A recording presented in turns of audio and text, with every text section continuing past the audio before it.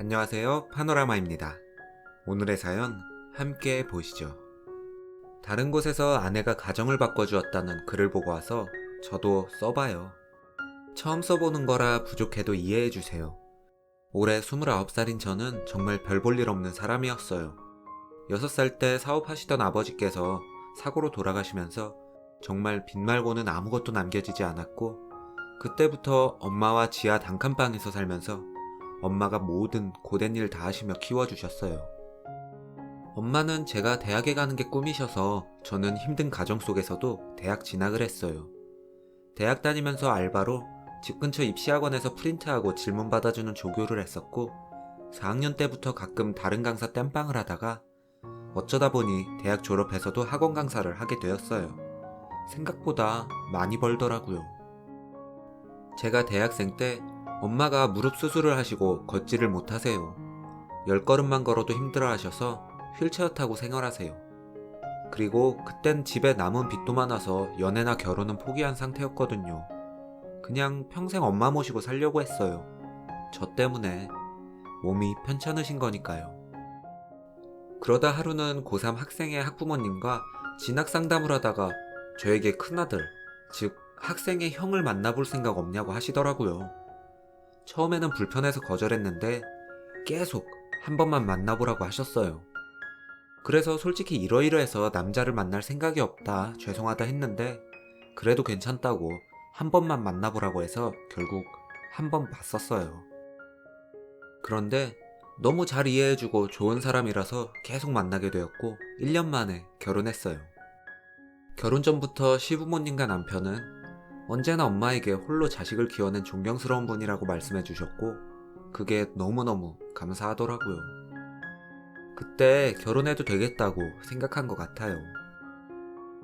남편이 먼저 엄마 모시고 같이 살자고 해주어서 지금은 셋이 살고 있어요. 시부모님은 옆동에 살아요. 그런데 거의 매일 저희 집에 모여 있다가 주무실 때만 돌아가세요. 시동생마저도.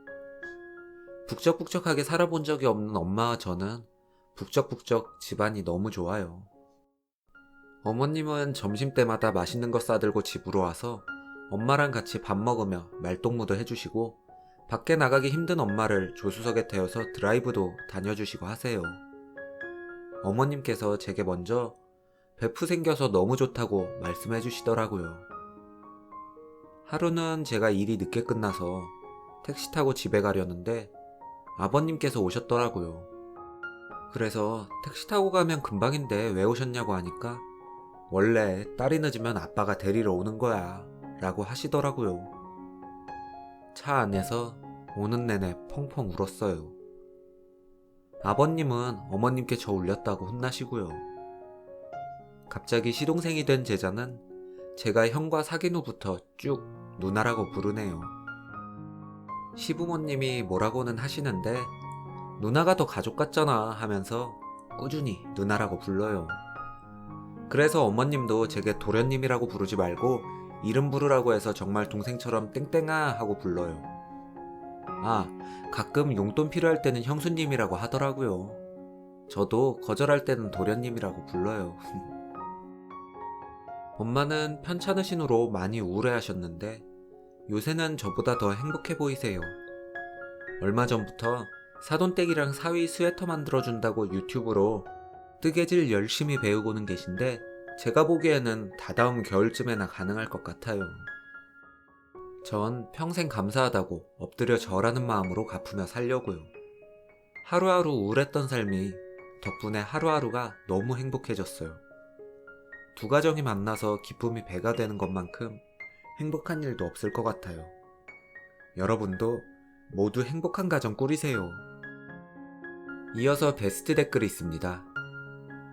원래 딸이 늦으면 아빠가 데리러 오는 거야 해서 졌음. 울음. 와, 최고다.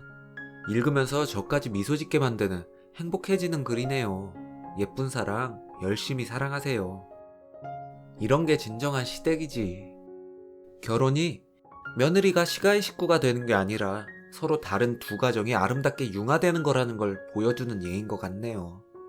시댁분들도 멋지시지만 그 모든 걸 감사할 줄 알며 시댁 공경하는 며느리인 쓰니님도 멋져요. 고생하신 쓰니님, 어머님도 님 가정에 항상 빛만 있으시길. 오늘의 사연은 여기까지입니다. 여러분의 생각을 댓글로 남겨주세요. 오늘도 당신의 하루가 행복했으면 좋겠습니다. 파노라마였습니다.